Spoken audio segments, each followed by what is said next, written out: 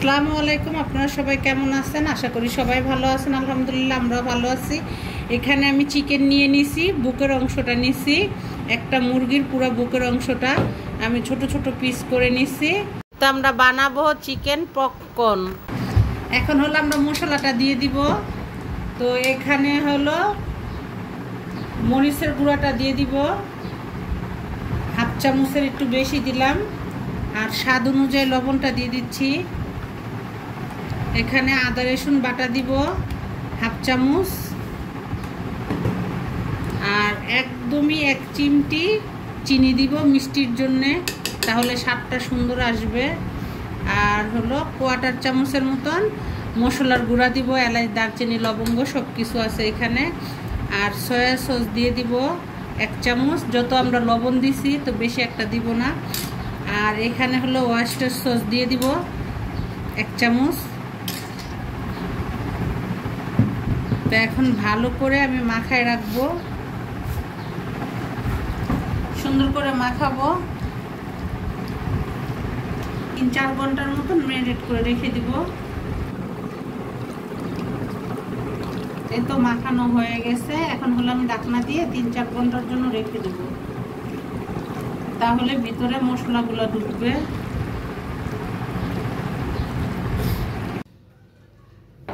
এই তো চিকেনগুলো আমি ফ্রাই করার জন্য এখানে হলো আমি 3 কাপ ময়দা নিয়ে নিছি। আর হলো 3 কাপ ময়দার সাথে এখানে আমি কর্নফ্লাওয়ার দিয়ে দিব।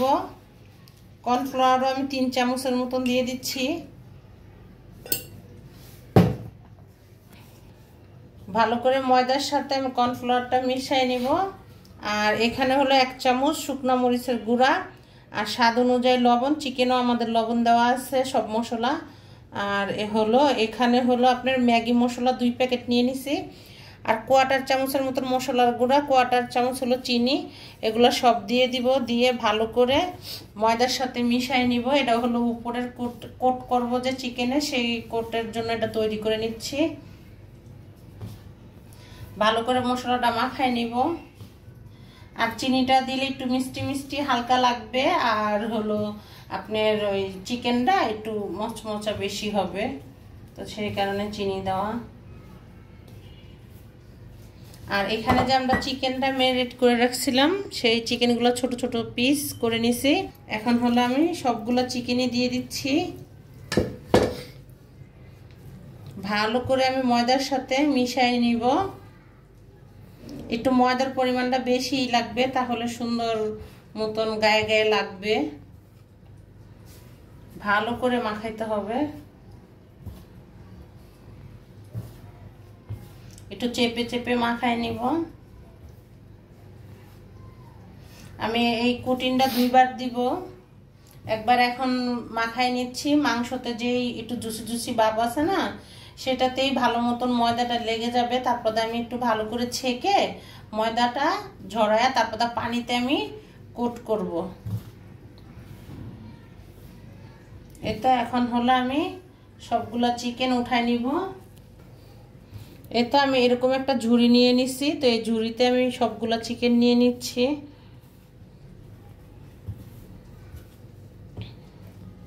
একবার একটা বড় ঝুড়ি নিয়ে নিচ্ছি, যা আছে একসাথে দিয়ে দিব। তো এখন ভালো করে ছেঁকে নিব। এটা ছাকলে কিন্তু ভালো করে এই যে ময়দাগুলো পড়ে যাবে, তো এইভাবে ছেঁকে নিব। এতে এই বাটিতে কিন্তু চিকেনটা ছিল, তো সেই বাটিতে মশলার ভিতরে আমি পানি নিয়ে নিয়েছি। এটা হলো নর্মাল পানি, ট্যাপের পানি।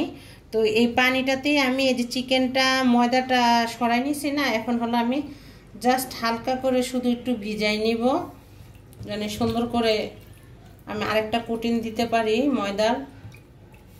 তো এখন এই যে হালকা হাতে একদমই ছেঁকে নিব পানিটা। তো আমাদের আর পানির কোনো কাজ নেই, পানিটা সরাই ফেলবো। আর হলো চিকেনটা একটু না পানিটা ঝরাইয়া তারপর ময়দাতে আবার দিয়ে দিব।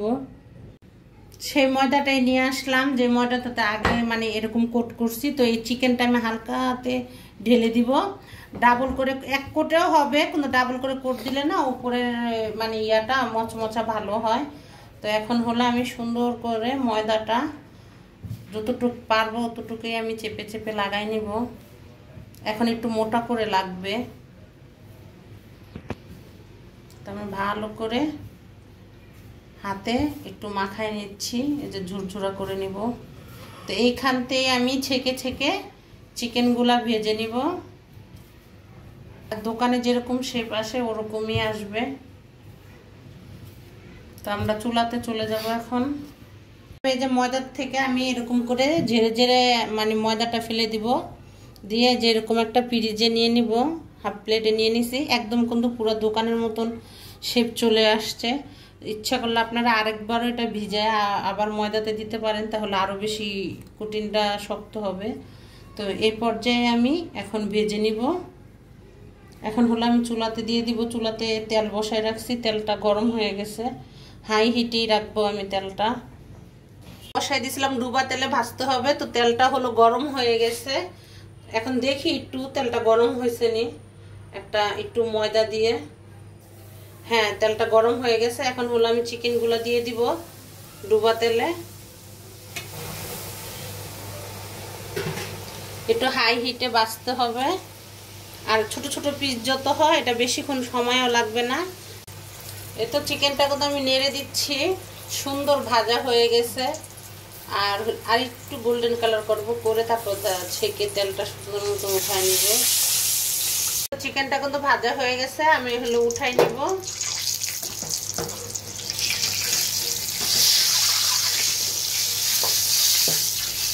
তেলটা ভালো মতো করে ছেঁকে উঠাই নিচ্ছি, আর হলো সুন্দর মতন ভাজা হয়েছে। তো ভালো করে তেলটা আমি ছেঁকে নিচ্ছি, দিয়ে দিচ্ছি। এভাবে করে আমি সেম যেভাবে ভাজছি ওইভাবে আবার বাকিগুলা ভেজে নিব। এখন নাড়া যাবে না, হাই হিটে আছে আমার চুলাটা। এই তো চিকেনগুলো কিন্তু ভাজা হয়ে গেছে। এখন হলো আমি এই চিকেনগুলো উঠাই ফেলতেছি। তো এইভাবেই আমি সবগুলো চিকেন ভেজে নিব। অনেকগুলো চিকেন তো মানে 2বার 3বার ভাজতে হবে। তো এইভাবে সবগুলো চিকেন ফ্রাই করে নিব। আমাদের চিকেন ফ্রাইটা হয়ে গেছে ভাজা। তো আমি এইভাবে গার্নিশ করলাম। তো আপনারা বাসায় এইভাবে ছোট ছোট পিস করে চিকেনটা ফ্রাই করে দিতে পারেন। ছোট বাচ্চাদের একটা হেলদি খাবার, আবার হলো বাসার খাবার, একদমই খেতে ওরা মজা পাবে। সুন্দর ভিতর পর্যন্ত একদম সিদ্ধ হয়ে গেছে। আর সাথে হলো মেয়োনিজ আর টমেটো সস দিলাম। যদি আপনাদের কাছে আমার চিকেন ফ্রাইটা ভালো লাগে তাহলে লাইক করবেন, শেয়ার করবেন, কমেন্ট করবেন, সাবস্ক্রাইব করবেন। আসসালামু আলাইকুম।